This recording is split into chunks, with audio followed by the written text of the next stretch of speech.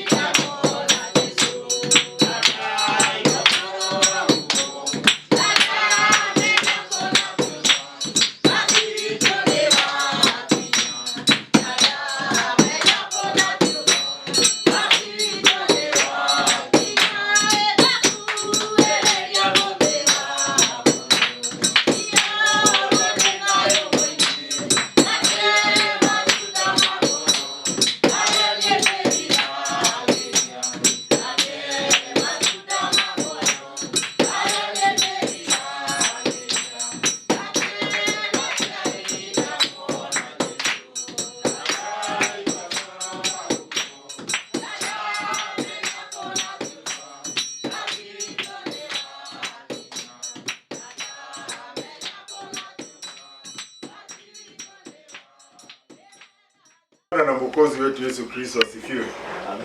Amen. Ni siku ingine njema tumepata kuangalia neno la Mungu, na katika kuangalia hilo neno ambalo tunaamini litufunze, litubadilishe, likuwe ndani yetu, ndio tuzidi kumkaribia Bwana Mungu, kufanana na yeye, kwa sababu tunatenda mapenzi yake.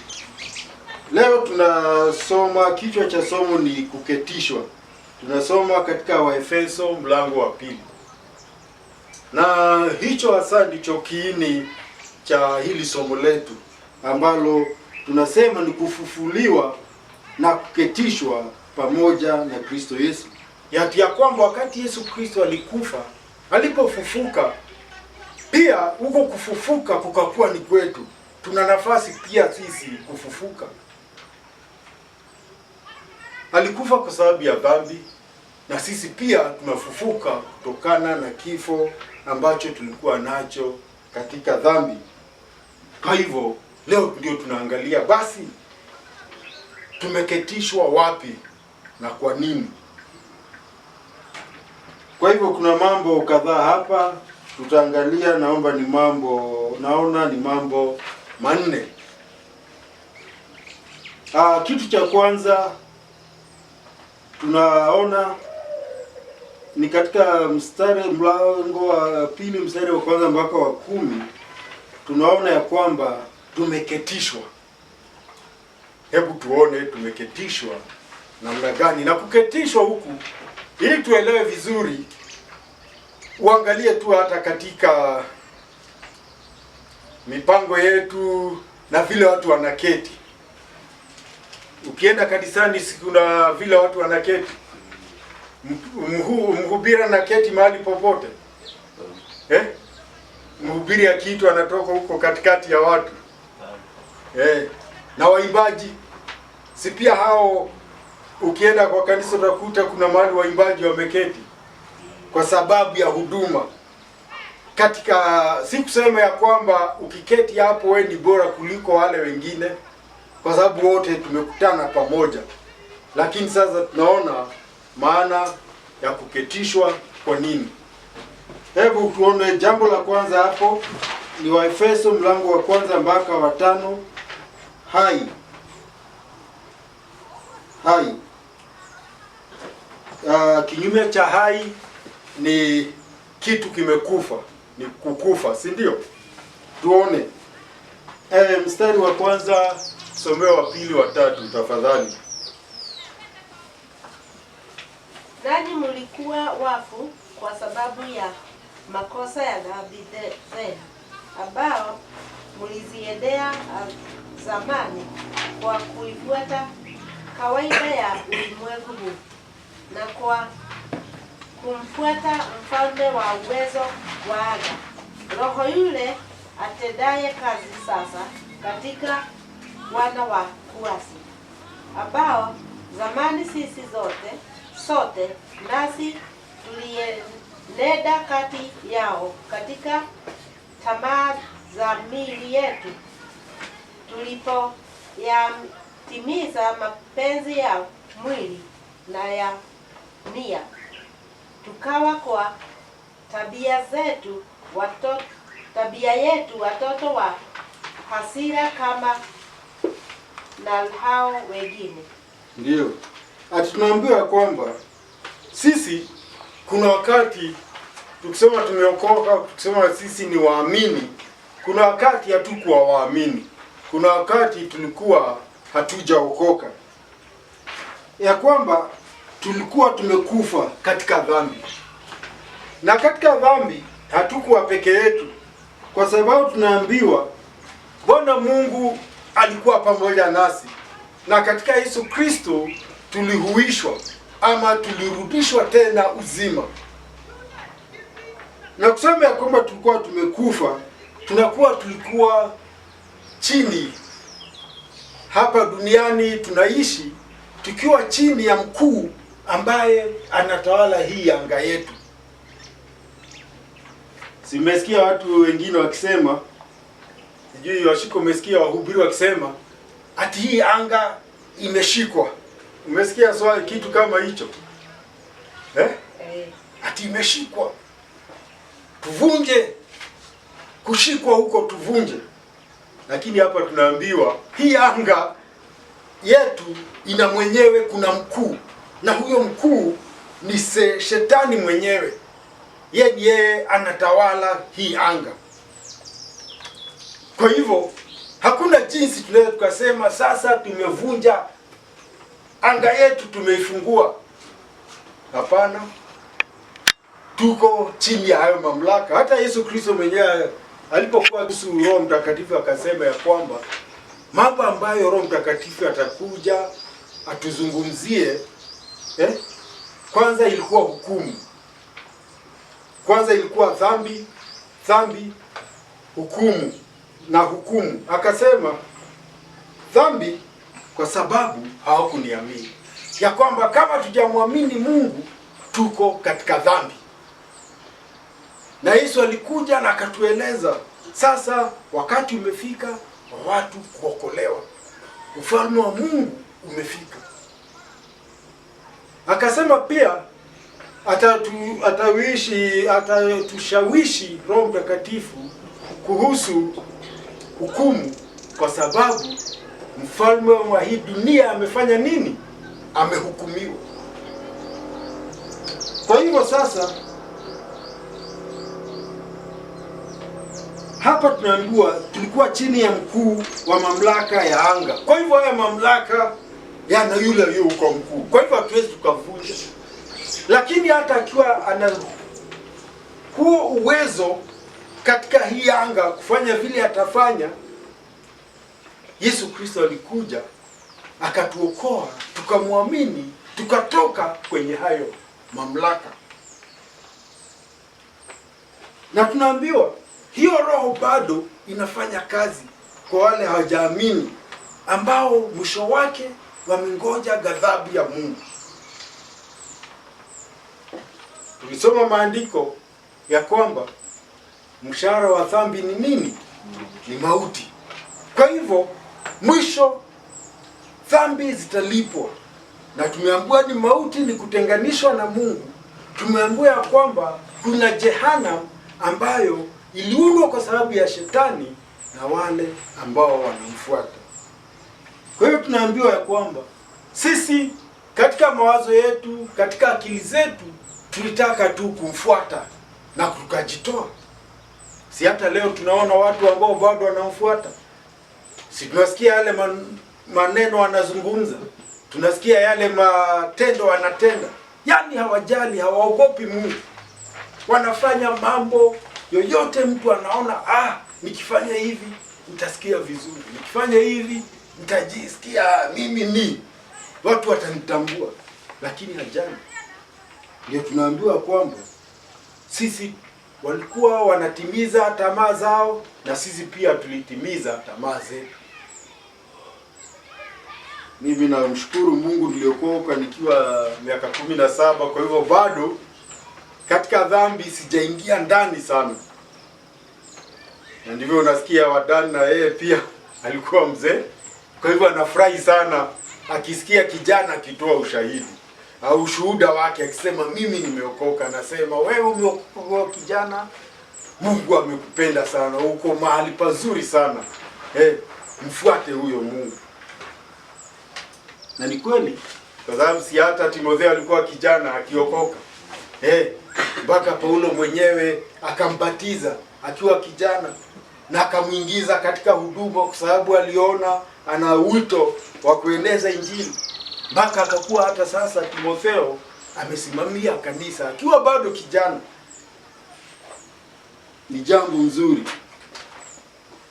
Tumeambiwa hao ni wana wa ghadhabu, wanangoja ghadhabu ya Mungu, wanangoja maangamizo. Lakini Bwana Mungu ni mwingi wa rehema, na yeye huendeshwa na upendo wake mkuu kwetu. Yaani Mungu akifanya chochote ambacho anafanya, hafanyi kutokana na hasira, hatafanyi kutokana na inaitwa kisasi, wewe ulifanya hivi. Hapana, haangalii nyuma, anaangalia huyu mtu kwa upendo. Hata kama amefanya namna gani. Si ndio tukaambiwa kwamba dhambi zetu haijalishi zilikuwa nyekundu kiasi gani, zitasafishwa, tuwe ya kwamba hazionekani. Sisi tunaonekana tukiwa safi kabisa, kwa sababu tumeambiwa kwamba hata tukiwa wafu jinsi tulivyokuwa, alituhuisha pamoja na Kristo, alitufufua pamoja na Kristo, ya kwamba sasa sisi tuna uzima mpya, tuna uhai mpya, tuna maisha mapya, tuna mambo yetu mapya ambayo yanatuongoza, ambayo yanatusukuma, sio tena vile ilikuwa hapo awali. Kwa hivyo tuko hai.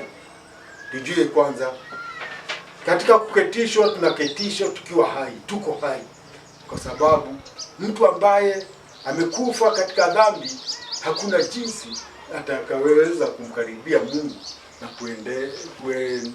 kuendelea na Mungu ama kuendeshwa na Mungu.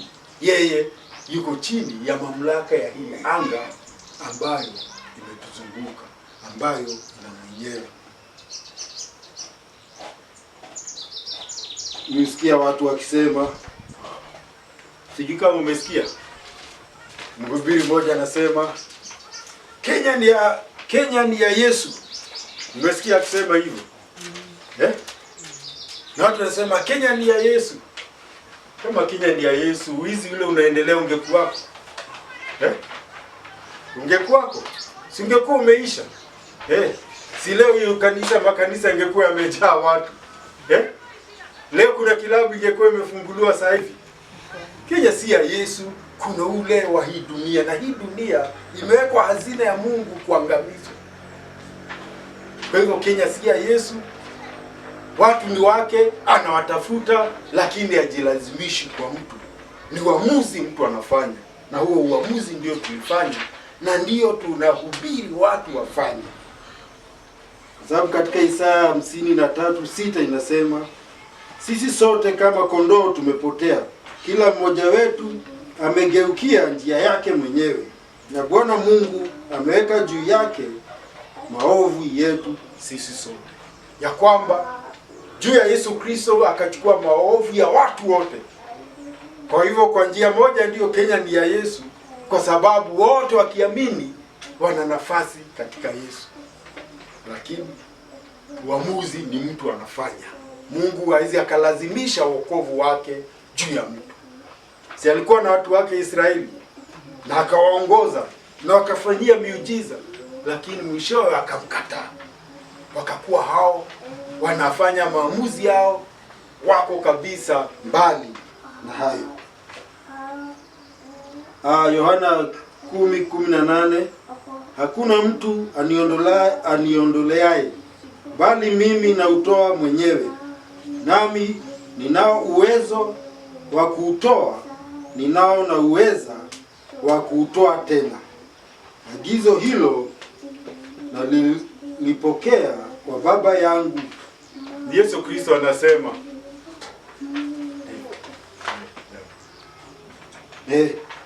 Baba yangu, nalipokea kwa Baba yangu, ya kwamba yeye alijitoa akasema nimelipa. Kwa hivyo kufa si ati alikufa kwa sababu hangeweza kutoroka, alikuja kwa sababu hiyo. Hata alipokuwa akishindana na dhambi, mpaka jasho lake linatoka damu kwa sababu ya vile mwili ulikuwa umefinywa na dhambi, alisema kama hiki kikombe kingeondoka, lakini sio mapenzi yangu, mapenzi ya Baba yangu yatendeke. Akajitoa. Lakini hivyo alijitoa, na sisi nitumkubali, nitumfuate, nitupelekane naye. Amen. Jambo la pili, 6 mpaka 10, kuumbwa upya. Ya kwamba tumeumbwa upya. Ya kwamba huyu Adani wa sasa si yule wa zamani. Kwa sababu kani wa zamani labda angepitia mahali akunywe kitu kidogo, achangamke ndio atokee kwa wazee, si ndio wanasema? Wacha. Sasa sisi ni tofauti, tumeumbwa upya. Hebu tuone huo upya. Kuumbwa upya tumeumbwa namna gani? 2, hebu tusomee 6 na 7. Kuna kitu tumeambiwa tumeketishwa. Akatufufua pamoja naye, akatuketisha pamoja naye katika ulimwengu wa roho katika Kristo Yesu, ili katika zamani zinazokuja aushirikishe wingi wa neema yake upitao kiasi kwa wema wake kwetu sisi katika Kristo Yesu. Ati tumeketishwa, ya kwamba Yesu Kristo alipofufuka kutoka kwa wafu hakufufuka kwa sababu yake mwenyewe, ati aseme sasa nimekufa narudi. Hapana, alikuwa anafikiri hao watu ambao amekufa kwa sababu yao, ya kwamba sasa alipofufuka na sisi pia tukafufuliwa katika dhambi, katika sehemu zote ambazo tulikuwa, mambo yote ambayo yalikuwa yametushika, yametumaliza nguvu, yanatutawala, tukakuwa sasa na sisi tumefufuka, tuko hai kwa Mungu, ya kwamba Mungu akizungumza anaweza kuzungumza na sisi, kwa sababu tunaambiwa kwamba tukitoka hapa duniani kuna kipindi kipya tunaanza, na ndio tumeambiwa ya kwamba katika hicho kipindi kipya sisi Mungu atachukua sisi, na hivyo ndivyo ataweza kuonyesha kabisa utajiri wake mkuu wa neema yake kwa wema wake kwetu ndani ya Kristo. Tukitoka hapa ndipo sasa tutaingia katika uzima huo mpya, wakati tutakuwa pamoja na Bwana Mungu, wakati tutakuwa katika ufalme wa Bwana Mungu, tutakuwa tumeachana na maisha ya hapa chini, na ili tuwe ya kwamba tutakuwa kielelezo kizuri cha neema ya Bwana Mungu. Ndio tunaambiwa sasa tumeketishwa, tumefufuliwa na yeye. Angekuja alipe aseme sasa watu wamesamehewa, watu tena wangerudi kwenye dhambi, lakini sasa katika kuketishwa pamoja naye sasa ni ushirika ambao tumepewa, kwamba mahali popote ambapo mtu yuko na na ushuhuda wa Yesu Kristo, anajua hapo yuko wako pamoja na Yesu. Kwa hivyo hata mambo yale tunakutana nayo, na ni mambo mengi tunakutana nayo duniani, tujue hatukutani tukiwa peke yetu, tunakutana kama watu wameketishwa na Yesu, ya kwamba mamlaka yote ya Mungu yako pamoja nasi, na Mungu mwenyewe katika ukuu wake wote na katika nafsi yake yote ametumu ndani yetu na yuko pamoja nasi. Uweza wake wote uko pamoja nasi. Basi tumeketishwa. Katika Zaburi 27:5 inasema, mradi atanistiri bandani mwake siku ya mabaya, atanistiri katika sitara ya hema yake na kuniinua juu ya mwamba. Ya kwamba mahali popote ambapo tuko na katika hali yote, ijapokuwa wakati mwingine si dhahiri, wakati mwingine hatuelewi, siwadani kuna wakati pesa zinapotea kabisa, mpaka mtu anashindwa sasa tutaishi namna gani. Si inakuwa hivyo? Saa ingine mtu amekuwa mgonjwa, amesumbuliwa na mwili mpaka anashindwa sasa mpaka lini. Changamoto ni nyingi hapa duniani, na Yesu Kristo alisema changamoto mtakutana nayo, matatizo mtakutana nayo, lakini hata katika hayo matatizo mmeketi na yeye. Hebu mjione hivyo, hebu tujione hivyo katika yote ambayo tunapitia, kwamba Mungu anajua, kama hiyo mwandishi wa Zaburi aliposema ya kwamba siku ya mabaya yeye atanistiri bandani mwake, ya kwamba hata mabaya yakitokea tutakuwa na yeye kwake, na ya kwamba katika hema lake katika kanisa, katika hilo kusanyiko ambalo tutakuwa nalo, nitakuwa katika sitara yake, ya kwamba tuko pamoja na yeye. Hakuna jambo lolote ambalo litaniguza bila yeye kuruhusu bila yeye kujua. Hakuna vile wakati mwingine kitu kinatendeka unasema hai, sikuwa naona. Mungu saa yote tuko katika stara yake. Yeye hashtulii na jambo, anaona mambo yakiwa mbali, mambo hata yajafika anayaona, na anakuwa ametusitiri, ametukinga vema. Yohana 8:58 Yesu akawaambia, amin amin nawaambia, yeye Ibrahimu asijakuwako, mimi niko. Ni wakati alikuwa na mazungumzo na Wayahudi, na akasema, mimi mkiniona hizi siku zangu. Ibrahimu kama alitamani, tulikuwa na yeye na alitamani sana kama angeziona siku zangu.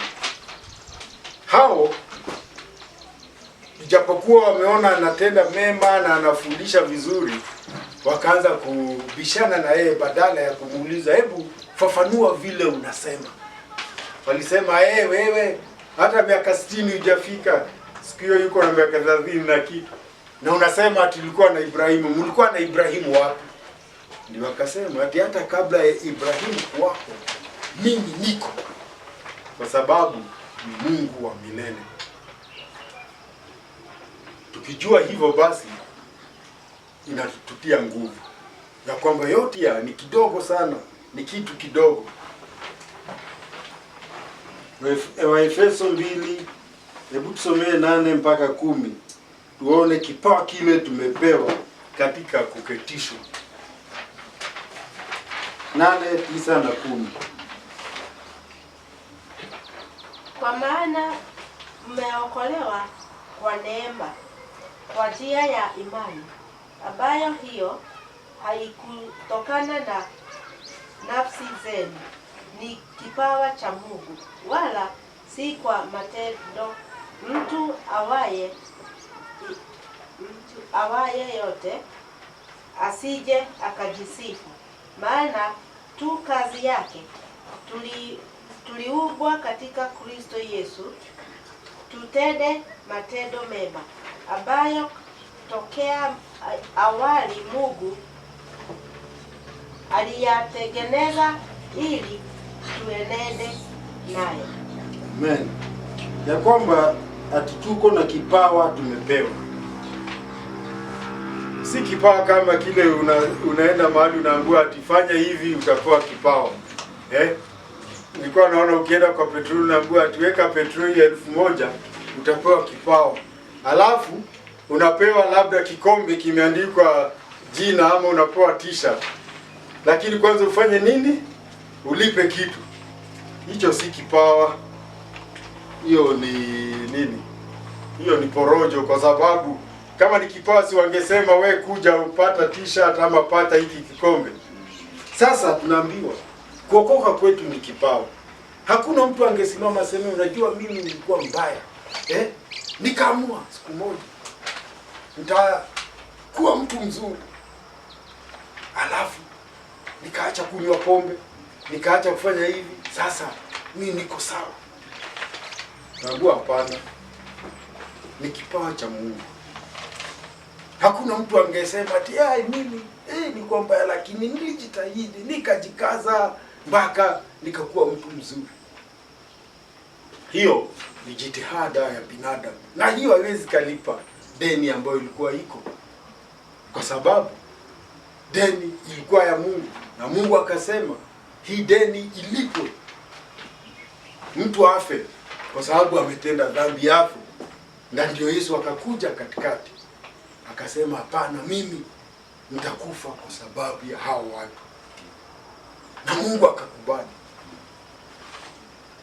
Kwa hivyo baada ya Mungu kubali, sasa sisi tukafanyika kazi ya Bwana Mungu, ya kwamba Mungu yuko ndani yetu, ametupa kipawa cha kuwa ndani yetu akifanya kazi. Na ile kazi anafanya ni kutubadilisha, ni kutusaidia, ni kutuelimisha, tumtembee na yeye, tumwelewe vizuri zaidi, tumtii na tumtumikie bora zaidi. Ndio siku ambayo tutamaliza safari hapa duniani, tukifika mbele yake tutakubalika. lakini si ati kuna kazi tutaenda kujigambia. Hapana, ni hiyo neema ya Bwana Mungu, kwa sababu tunaambiwa hii njia ya wokovu Mungu aliiandaa mbele kabisa, mbele tu. Wakati anaumba mwanadamu alikuwa ameiandaa, na alikuwa ameiandaa katika hekima yake na katika shauri lake mwenyewe. Akaangalia akaona, huyu mwanadamu nimemuumba ndio kwa mfano wangu, lakini ni mwanadamu, ni kiumbe, na kiumbe hakutaka kutengeneza ile inaitwa nini, robot, mashine. Angetengeneza mashine, na hakutaka kuumba kama malaika. Si malaika ndiye anawaamuru na wanafanya na hawajibu. Sasa Mungu akaumba mwanadamu kwa mfano wake, ili siku ya mwisho afanye kazi na yeye, ili siku ya mwisho huyo mtu afikie kiwango ambacho kinampendeza Mungu. Mungu amkaribishe kwake, wawe naye milele na milele, mahali pazuri, mahali ambapo tena hakuna kushindana, hakuna uovu, hakuna uasi. Amen. Basi Mwanzo 15:1 inasema hivi: baada ya mambo hayo, neno la Bwana Mungu likamjia Abrahamu katika njozi likinena, usiogope Abrahamu, mimi ni ngao yako na thawabu yako kubwa sana. Na Mungu akamwambia Ibrahimu, usifanye nini? Usiogope. Na kama aliambia Ibrahimu miaka hiyo, hata siku ya leo anatuambia usiogope, kwa sababu mimi ni ngao yako, ya kwamba nitakukinga. Si ya kwamba nitakupa ngao, mimi nitakuwa nini? Ngao yako mwenyewe. Mimi mwenyewe nitakuwa ngao mwenyewe. Ngao yako ni mimi, nitakinga mambo, ni mimi nitakuwa usalama wako. Alafu pia ni thawabu yako. Sitakupa thawabu, sitakupa zawadi. Siwa tunapenda kandi watoto kuwapa zawadi. Kama nikipita mahali nanunua kitu, nampelekea, naambia nimekuletea hii, anafurahi. Sasa yeye hasemi nitakupa zawadi, anasema mimi zawadi yako, mimi kuwa katika maisha yako. Amen. Jambo la pili, tunaona neno linaitwa karibu. Kinyume cha karibu ni nini? Mbali, si ndio? Ya kwamba mbeleni tulikuwa mbali sana na Mungu, kwa sababu hatukumtafuta, hatukumpenda, hatukumtii. Kwa hivyo Mungu alikuwa mbali na hatungeweza kumkaribia kwa sababu ya huyo roho wa uasi ambaye alikuwa ndani yetu. Basi hebu tusome mstari wa 11 mpaka 13 tuone sasa karibu hii maana yake ni nini, kuwa karibu na Mungu. 11 mpaka 13.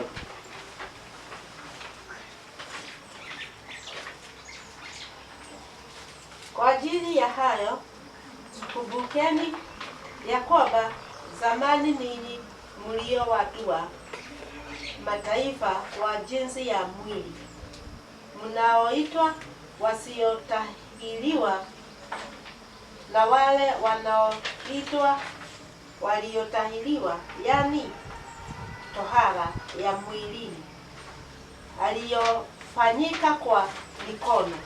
iliyofanyika kwa mikono, kwamba zamani zile mlikuwa hamna Kristo, mmefarakana na jamii ya Israeli, wageni wasio wa maagano ya ahadi ile.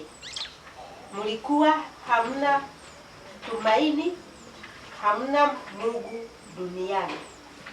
Lakini sasa katika Kristo Yesu, ninyi mliokuwa bali hapo kwanza mmekuwa karibu kwa damu yake Kristo.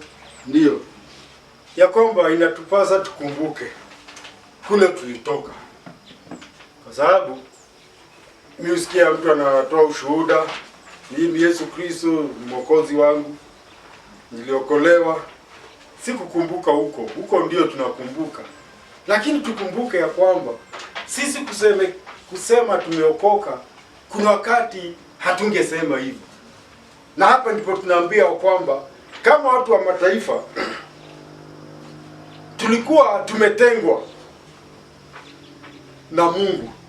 Kwa sababu tunaambia kwamba kulikuwa na agano. Sisi watu wa mataifa wasio agano, watu si hawana agano. Lakini ile agano tunaambiwa lilikuwa ni kazi imefanywa juu ya mwili. Hiyo ndio ilikuwa tunaita kutahiriwa. Hiyo ndio ilikuwa inaonyesha tu mtu ametahiriwa ni wa agano.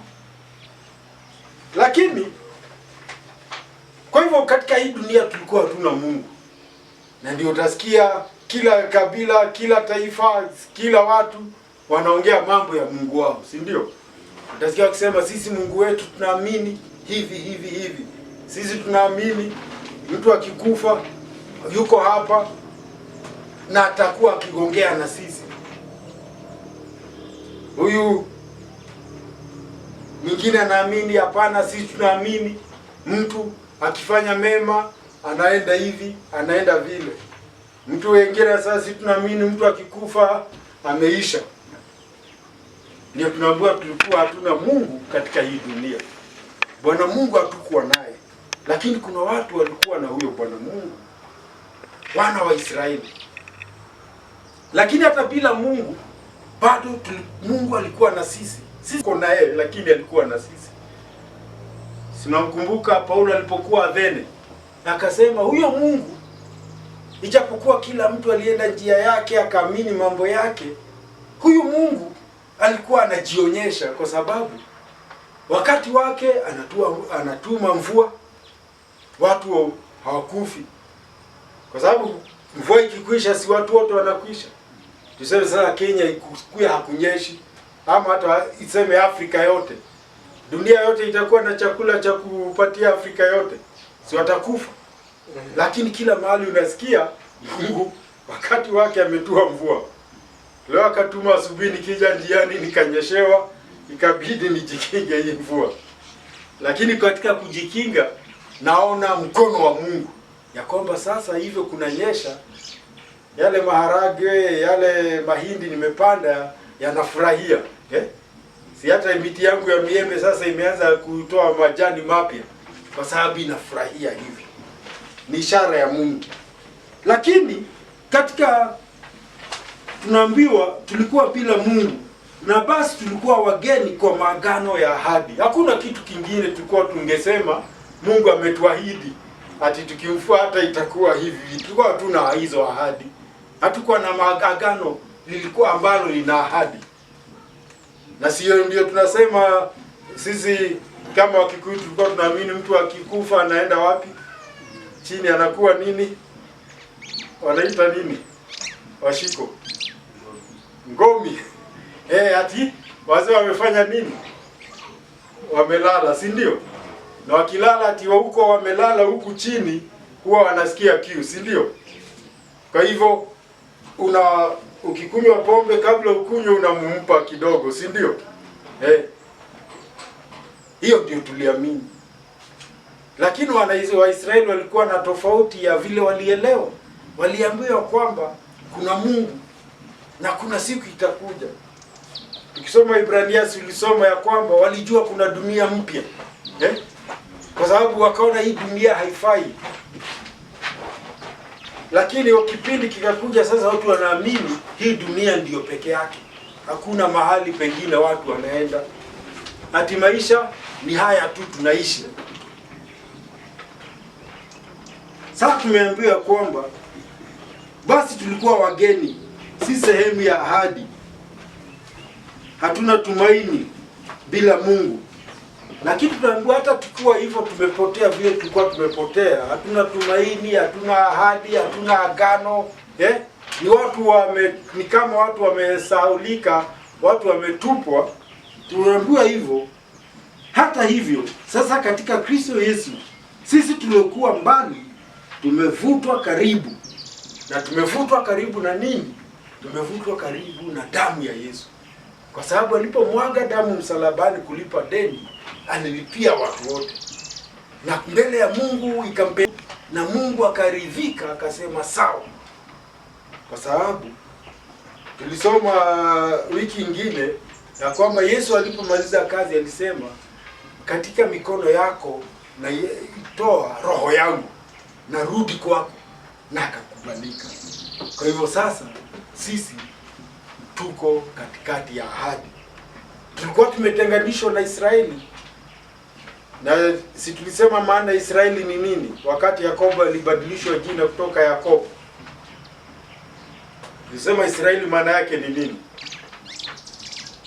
Israeli alipoambiwa kuanzia leo utaitwa Israeli, ilikuwa maana ya Israeli ni nini? Watu wa Mungu. Asante Washiko, nyinyi vijana mmesahau. Watu wa Mungu. Tulikuwa mbali na watu wa Mungu. Hatuko kwa jumuiya ya watu wa Mungu. Tulikuwa ovyo. Tunaenda tu kila mtu na Mungu wake. Lakini sasa damu ilipomwagika ya Yesu, hiyo ikaisha. Sasa tukakuwa hata sisi tunakaribia hapo Mungu yupo. Na tumekubalika kwa sababu damu ya Yesu imelipa. Amen. Katika Wafalme wa Pili 5:17 tunaona kuhusu mtu ambaye aliitwa Naamani. Na katika maneno aliyosema katika huo mstari yale yako mbele sijaandika, anasema hivi, kwa maana kuna kitu alisema atafanya. Akasema, kwa maana mtumwa wako hatatoa tena sadaka ya kuteketezwa wala dhabihu kwa miungu mingine ila kwa Bwana Mungu. Tumesoma habari ya Naamani. Alikuwa mwanajeshi shupavu, na niye amiri mkuu, amiri wa majeshi ya walikuwa gani, ni watu gani hao? Wasiria kunaitwaje? Wasiria, leo inaitwa Syria, nimesahau kwa Kiswahili. Sasa akakutana na nabii wa Mungu. Na ameenda kwa nabii wa Mungu akiwa na pesa nyingi sana, mali ya kwamba niko na tatizo, mimi ni mkoma, nataka uniponye. Aliposikia alimwambia, enda wapi? Yordani, ufanye nini? Ujitumbukize. Akakasirika, mimi kwani kwetu hakuna mito? Na ni kweli, ukienda hiyo nchi kulikuwa na mito mikubwa, hata mizuri, maridadi, maji safi zaidi, labda ilikuwa karibu milimani, kwa hivyo maji hayana uchafu. Mimi akakasirika, sema turudi nyumbani, hao watu wataniona. Mkuu wa jeshi akikasirika ni hatari. Hata siangeenda na lete wapigwe Israeli kabisa. Hata mfalme aliposikia ati ameambiwa anataka kuponywa, si alijua, alisema huyu mtu ni uchokozi ameleta. Mimi ni nani, naweza aje kuponya mtu ukomo?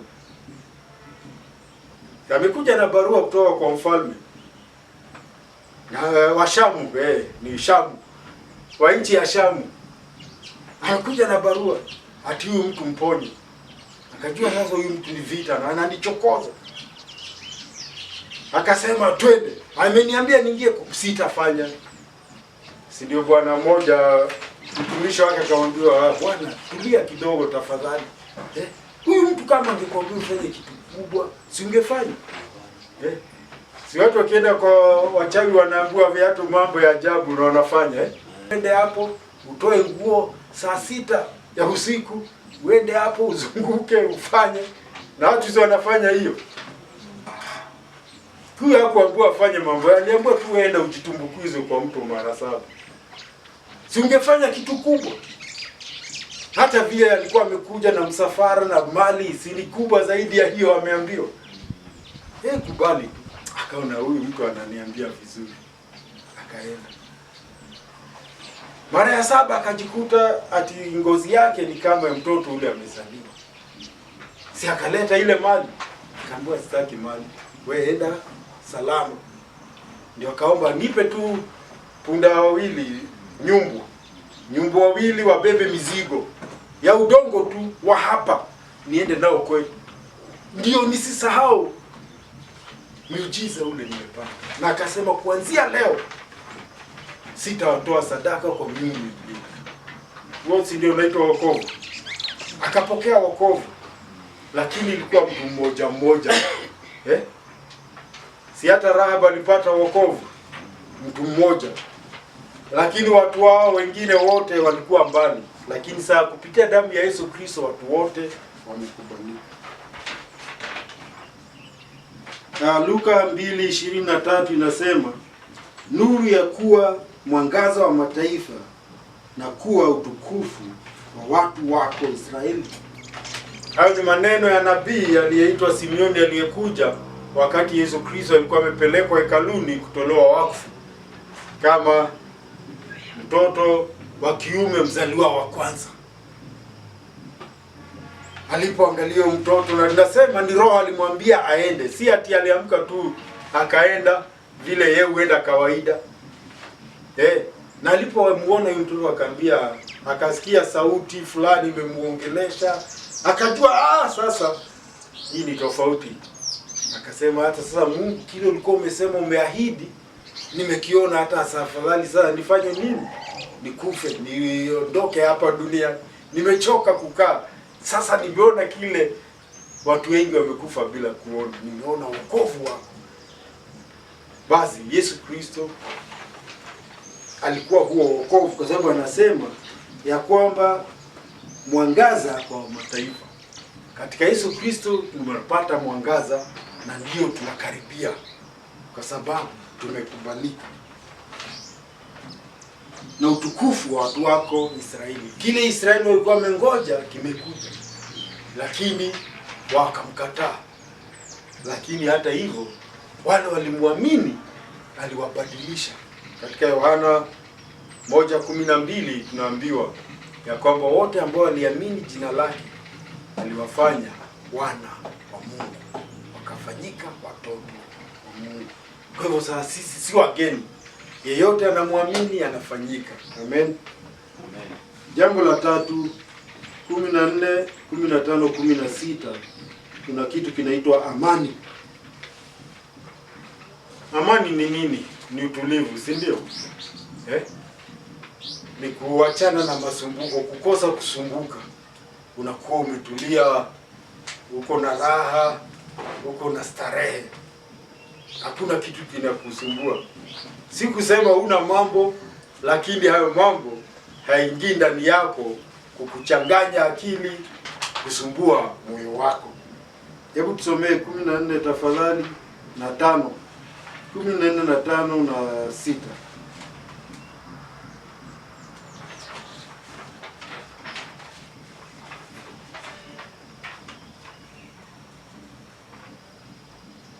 Kwa maana yeye ndiye amani yetu, aliyetufanya sisi sote tuliokuwa wawili kuwa mmoja,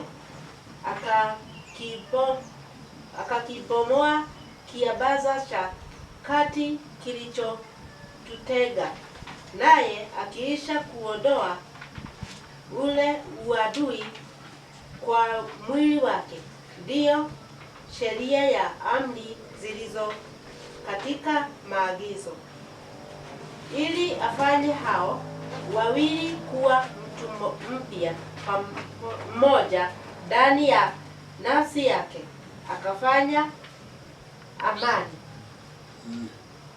Ati tunaambiwa Kristo Yesu ndiye amani yetu. Si ati ni amani tu analeta, yeye ndiye amani yetu. Kwa sababu katika kifo chake alifanya mabadiliko makubwa. Tukasema kuna kitu kilikuwa kimetutenganisha. Sasa niulize, ukiwa Kisumu, si ukiiko maji? Tunakutana na ziwa Uganda ni kule. Utaweza kutembea kupitia hayo maji ufike Uganda? Huwezi, si ndio? Hiyo ndio tunaambiwa alikuja. Kama liziwa tuseme kwa mfano lilikuwa katikati yetu na maagano ya Mungu na ahadi za Mungu, akakuja na mashine kubwa tuseme kwa mfano akajaza hayo maji yote yakakwisha. Sasa watu wakaangalia, ukiambiwa mwe sasa enda Uganda, kule ndiko Uganda. Nilifika wakati mmoja huko kunaitwa Kongo, hii ilikuwa zamani inaitwa Kinshasa siku hizi ndio inaitwa DRC Na Kongo hiyo ya Kinshasa na hiyo Kongo ingine zimegawanyishwa na mto. Na si mto kama huu wa Saba, hata si kama huu unaitwa mto mkubwa huko kwetu ni Tana, si ndio? Ni Tana, si ndio mto mkubwa? Huo mto wa nini? Ukiwa Kinshasa, ukiangalia ng'ambo ya mto huko unaona tu nyumba mbali sana ni mto. Huko kilomita sijui ngapi. Niliambiwa sehemu zingine huko kilomita 9 mto. Sasa wewe fikiri huko Kinshasa unataka kwenda huko kunaitwa Brazza. Utaweza kweli? Si lazima labda ujengewe daraja. Na daraja ya kilomita 9 sitakuwa daraja ya ajabu. Sasa yeye tunaambiwa alikuja akaziba. Akakuja tuseme na tinga fulani, akajaza huo mto ukaisha. Akaufungia mahali. Watu wakaweza kutembea, ndio tunaambiwa hivyo. Ya kwamba akijaza kilicho gawanisha na kupomoa kilicho tenganisha. Bahari ilikuwa imegawanyisha hao watu, akaiondoa. Tuseme kuna kitu kilichokuwa kimewatenganisha. Mkikumbuka historia sio ya zamani sana ya Ujerumani, baada ya vita vya pili vya dunia, Ujerumani iligawanywa mara mbili. Ikakuwa kuna ya mashariki na ya magharibi, na kukakuwa na ukuta ya kwamba sasa watu wa magharibi hawezi kwenda mashariki hawezi kwenda. Lakini siku moja walipozungumza hao wawili wakakubaliana, huo ukuta ukafanya nini? Ukabomolewa. Sasa vijana walifurahi sana wakiwa na nyundo wakibomoa. Kama leo si mnasikia kuna Korea ya Kusini na ya Kaskazini. Kuna mahali imegawanyika. Ukifika hapo hiyo mstari usivuke uende, uwezi ukaenda. Sasa Yesu alikuja akabomoa huo ukuta. Sasa sisi tukakuwa tunahesabika pamoja na wana wa Israeli. Lakini nikisema Israeli sisemi hao wana wa Israeli wako Israeli sasa. Sio hao. Israeli ya kweli ni wale wameamini maagizo ya Mungu. Wale wameamini. Sasa ni sisi tumekuwa Israeli. Sisi na Israeli hakuna tofauti, tuko pamoja. Isipokuwa ni watu wa mataifa, tumekubalika kuwa hiyo Israeli, kuitwa watu wa Mungu. Kwa hivyo Israeli ya kweli ni sisi tumeamini. Kwa sababu tumeamini Mungu kuanzia Ibrahimu mpaka Yesu. Na Yesu akasema mambo yote sasa amefanya nini? Amemaliza. Hawa anasema bado hapana, Masihi wetu atakuja. Hata Ukristo wameukataa Wayahudi. Israeli hawaamini Ukristo. Lakini si ni maamuzi yao. Lakini sisi tumekubali hiyo nini, kilichotugawanyisha kimejazwa na kilichotutenganisha kimekomolewa. Sababu tunaambiwa Yesu Kristo alikuwa anatafuta mtu mpya.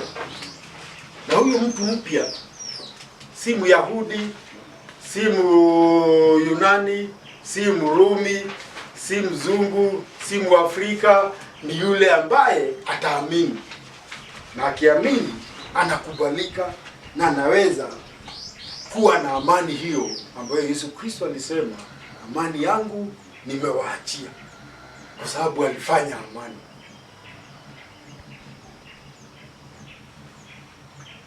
nikasoma sijui kuna mkutano utakuwa huko Pakistan kati ya Marekani na Iran wakijaribu kumaliza huu mzozo. Waseme sisi tunataka haya na hao waseme tunataka haya. Ifike mahali wakubaliane, vita ikwishe. Sasa ama vita iendelee. Sinakuwa hivyo. Sasa hapa nakumbuka si Marekani walikuwa nchi inaitwa Vietnam vita wakati mmoja. Wakaanza mazungumzo hayo. Endelea. Wanaongea kabla waongee tena si vita inaendelea. Wale walikuwa wanapigana wakapiga Marekani mpaka Marekani wakafanya nini? Wakatoroka. Wakakubali wameshindwa. Wakasema wewe hao watu si vile tulifikiri. Sasa Yesu yeye mwenyewe kupitia mwili wake amefanya hiyo amani. Na siku ya leo ukienda Vietnam hakuna vita. Sikulikuwa Vietnam ya kaskazini ya kusini. Sasa Vietnam ni moja. Vile Vietnam imekuwa mmoja ama vile Ujerumani imekuwa nchi moja, hivyo ndivyo Mungu amefanya Israeli watu wake na sisi. Sasa sisi tunasema ni Israeli kwa sababu tumekubali ahadi za Mungu kutoka Ibrahimu mpaka zilipotimizwa katika Yesu. Na Yesu akasema hata Ibrahimu alipokuwa na yeye alifurahia, alitamani sana kuona siku za Yesu. Kwa sababu aliambiwa vile itakuwa. Watu wakashindwa, wewe kijana wa miaka 30 na 32 utatuambiaje mlikuwa na Ibrahimu? Funzo Isaya 53:5. Basi alijeruhiwa kwa makosa yetu, alichubuliwa kwa maovu yetu. Adhabu ya amani yetu ilikuwa juu yake, na kwa kupigwa kwake sisi tumepona. Ati adhabu ya amani yetu, ili tutakuwa na amani, ilibidi deni ilipwe, adhabu itolewe. Yeye akachukua hiyo adhabu, akapigwa kwa sababu yetu, akajeruhiwa, akachibuliwa kwa ajili yetu, akajeruhiwa kwa ajili yetu. Ni sisi tungejeruhiwa kwa sababu ni sisi tulikuwa wakosaji. Yohana 14:27. Maneno ya Bwana na Mwokozi wetu Yesu Kristo. Amani na waachieni, amani yangu nawapa, niwapavyo mimi, sivyo kama ulimwengu utoavyo. Msifadhaike mioyoni mwenu, wala msiwe na uoga. Yakaomba hata wakati tunafadhaika, mambo yamekuja kutufadhaisha, tunakuwa hatufadhaiki. Tunakuwa na nguvu katika Mungu. Wakati tunaogopa mambo, si tunakutana na mambo tunaogopa. Baka hata wakati mwingine hata chakula tunashindwa tusema, sasa tunajiuliza sasa itakuwaje?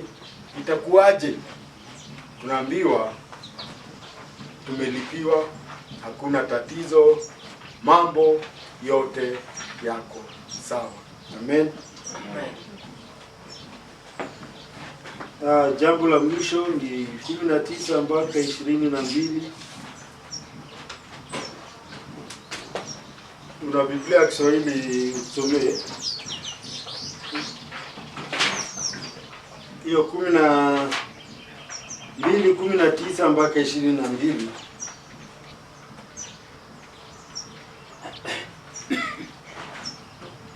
Kunaitwa kitu kinaitwa jiwe pembeni ama jiwe la pembeni. Nimeamua kutumia jina moja.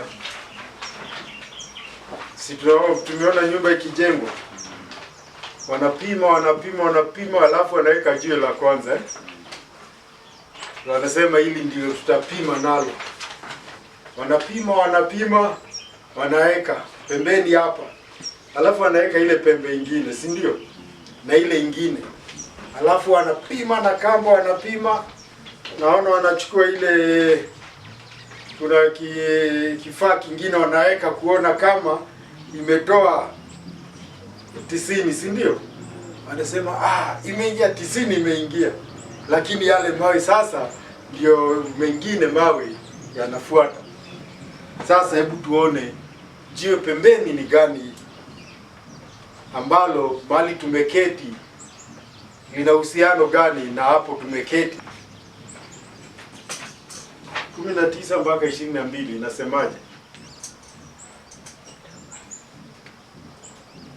Hivyo basi, ninyi sasa si wageni tena wala wapitaji, bali mmekuwa wenyeji pamoja na watakatifu, na pia jamaa wa nyumbani mwake Mungu. Mmejengewa juu ya msingi wa mitume na manabii, naye Kristo Yesu mwenyewe ndiye jiwe kuu la pembeni. Ndani yake jengo lote limeshikanishwa pamoja na kusimamishwa ili kuwa hekalu takatifu katika Bwana. Katika yeye ninyi nanyi mnajengwa pamoja ili mpate kuwa makao ambayo Mungu anaishi ndani yake kwa njia ya Roho wake. Amen. Ati tukiwa na Yesu ndani yetu, yeye ni hilo jiwe la pembeni. Lile linaanza, linapima. Vile limekaa, nyumba ndio itakuwa. Lisipokuwa sawa, jengo linakuwa kombo. Na tunaambiwa sasa sisi si wageni wala si wapita njia. Nakumbuka bwana mmoja alikasirishwa na mtu fulani lakini hakuchukua uzito. Tumesikia sisi si wapita njia, lakini pia si kwa njia nyingine sisi ni wapita njia. Nitaeleza. Huo wimbo unasema ati maneno yako rafiki hayakunipendeza. Umesikia huo wimbo? Anasema si kitu, mimi ni mpita njia. Yaani ni somo mzuri ya kwa tukiwa hapa duniani ni wapita njia, lakini kwa Mungu sisi si wapita njia. Mnanielewa? Kwamba sasa sisi tena si tena wageni wala wapitaji. Sisi tumeambiwa sasa sisi tu raia wenza pamoja na watakatifu na washiriki wa nyumba ya Bwana Mungu. Ya kwamba sisi tuna uraia sawa. Hapa Kenya kuna makabila mengi, si ndio? Si hata kuna wazungu wametoka nchi zao wamechukua uraia wa Kenya. Hawanaruhusiwa kupiga kura, si ndio? Hata ofisi si watasimama. Si hata kumtu wakati mmoja tulikuwa na mzungu ambaye alikuwa waziri. Kwa nini? Kwa sababu ni raia mwenza. Ni raia kama mimi ambaye nilizaliwa hapa, baba yangu alizaliwa hapa hivi. Si ndio? Sasa ndio ambiwa kwa Mungu sisi ni raia wenza na wale wengine waliamini mbele yetu. Si ile raia wenza na Israeli ile huko tunaenda huko Yerusalemu na Tel Aviv, hapana. Sisi ni raia wenza na watakatifu na washiriki wa nyumba ya Bwana Mungu. Wote ambao wanashiriki nyumba ya Bwana Mungu sisi tuko pamoja nao. Kwa sababu tunaambiwa tumejengwa juu ya msingi wa mitume na manabii. Si tunaongea mambo ya Musa? Si tunaongea mambo ya Nuhu? Si leo tumetaja habari za Samueli? Samueli alikuwa nani? Alikuwa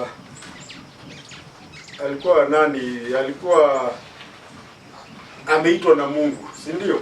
Alikuwa kuhani. Akakuwa kuhani mkuu. Lakini zaidi ya kuhani mkuu pia alikuwa nabii. Kwa sababu Mungu alikuwa anazungumza naye, alikuwa anamtuma. Tumesoma habari zake. Sasa huo msingi ukija mpaka Yohana Mbatizaji, nabii wa mwisho wa Agano la Kale, sisi tumejengwa imani hapo. Tunatoka kwa Ibrahimu tunakuja kina Nuhu, tunakumbuka vile walifanya. Adamu baba yetu tunamkumbuka. Sasa katika Yesu ndiyo tuko sasa. Na Yesu aliacha mitume, nao mitume wakaendeleza kazi yake, na hiyo kazi imetufikia. Hatujawahi kufika Israeli, lakini tunaamini Yesu Kristo aliyekuwa huko na habari ambazo zilianza huko. Na tumeambiwa ya kwamba Kristo Yesu mwenyewe ndiwe jiwe kuu la pembeni, ya kwamba katika imani yetu likikuwa mfano wa nyumba, yeye ndiye jiwe kuu, ndiye ambaye amesimamisha jengo na ndiye ambaye amepatia jengo muhuri ya kwamba hili jengo linafaa, linatosha. Kwa sababu tunaambiwa ya kwamba jengo lote linaunganishwa pamoja kukua hata liwe hekalu takatifu katika Bwana Mungu. Sisi ni sehemu ya hilo hekalu takatifu katika Bwana Mungu, ya kwamba katika Yesu Kristo sisi pia tunajengwa pamoja kuwa maskani ya Bwana Mungu katika roho. Kwa hivyo kanisa si hili jengo.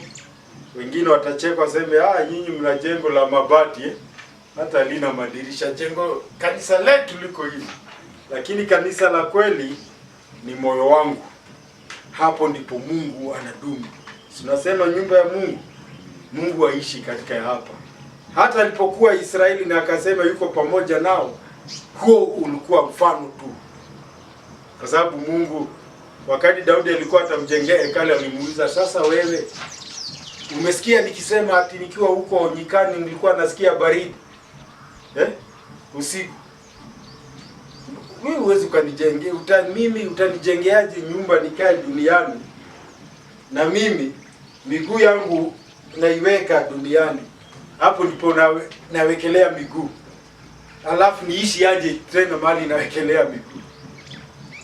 Mungu anaishi katika mioyo yetu, na katika Yesu tuna hiyo nafasi. Tukimwamini tunabadilishwa, tunafanywa upya, tunakuwa na Yesu, naye anakuwa ndani yetu, na akiwa ndani yetu mambo yote ni sawa. Si tunaimba hivyo wimbo, mambo sawa sawa. Yesu akiwa nini? Enzini. Yesu akiwa enzini, tumehakikishwa kwa mambo ni, na akiwa hapo enzini tuko pamoja naye, kwa sababu alikuja. Kwa hiyo basi, hebu tufurahie na tujue. Sasa wakati wa shiko utaona mtu anaimbisha kigosho vizuri, alafu baadaye anaombea, anaanguka. Ujiulize, kwani huyu akiimba kigosho na anatupeleka kwa Mungu, itakuwa tena ndiye anaangushwa? Kwa nini? Mtu yuko na Yesu ataangushwa tena na mhubiri akimwombea? Basi tujue na tuketi na tukae hapo, tujue ndipo petu. Amen. Yehova Bwana Mungu wetu awabariki. Amen.